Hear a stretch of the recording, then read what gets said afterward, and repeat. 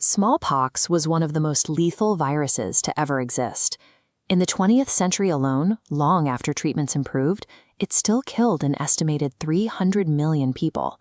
But hundreds of years before European scientists began experimenting with immunity, a highly effective defense was already being practiced in India. While 18th century Western doctors were largely helpless against outbreaks, British observers stationed in the Bengal Presidency noticed something striking. They watched entire local villages endure severe smallpox seasons with almost zero casualties. This protection came from traveling healers known as Tikadars. Looking at this animated diagram of the skin, we can see their exact method. The Tikadar would use a small needle to make a tiny, controlled scratch on the patient's arm, deliberately introducing a minuscule amount of the smallpox pathogen so the body's immune cells could isolate it. Once the immune system learned to attack that localized infection, it maintained a memory of the virus. When a massive secondary wave of wild smallpox eventually hit the village, the inoculated bodies instantly repelled it. So, how did a localized medical practice from rural Bengal and Banaras ultimately serve as the mechanical blueprint for modern global immunization? The exact methodology was recorded in 1767. British surgeon J.Z. Halwell published an extensive medical treatise for the College of Physicians in London, detailing his first-hand observations of the procedure. Halwell documented a highly specific empirical process. This comparison chart shows why the Tikadars were so successful. They never used fluid from a fresh, active infection, which carried a dangerously high viral load. Instead, they collected scabs and let them dry for a full 12 months, allowing the viral load to naturally degrade to a safe, attenuated level. The inoculation was embedded in a strict, month-long preparatory regimen. The Tikadars required their patients to eliminate heavy, inflammatory foods from their diet, expressly forbidding the consumption of fish, milk, and ghee. After the inoculation, they actively managed the resulting mild illness. When the expected fever peaked around the third day, patients were repeatedly doused in cold water baths to suppress their body temperature until the infection cleared. Long before microscopes could identify a single virus, these practitioners had mapped out a complete, functioning protocol for viral attenuation and preventative patient care. Looking at this map, we can trace how that knowledge migrated.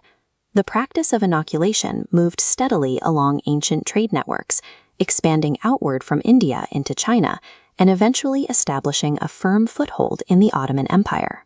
By the 1720s, European travelers, most notably Lady Mary Wortley Montagu, the wife of a British ambassador in Turkey, observed the procedure firsthand. She had her own children inoculated and championed the practice upon returning to the British royal court.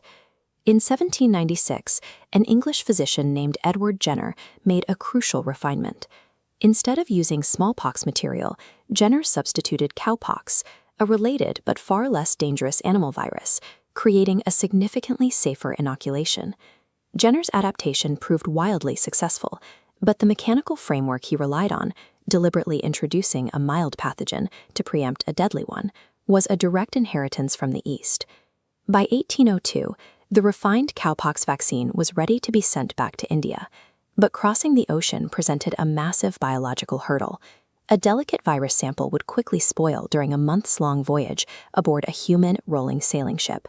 To keep the vaccine alive, doctors designed a living human chain. They recruited a group of children to board a ship departing from England, bound for Bombay. Over the course of the journey, a doctor carefully managed the virus. Every few days, he would take a single drop of fluid from a mature cowpox blister on one child's arm and gently scratch it into the arm of the next. The chain held. On June 14, 1802, the cowpox strain safely reached Indian shores. It was immediately deployed, providing a safer, mass-producible shield for the dense, bustling populations of cities like Bombay.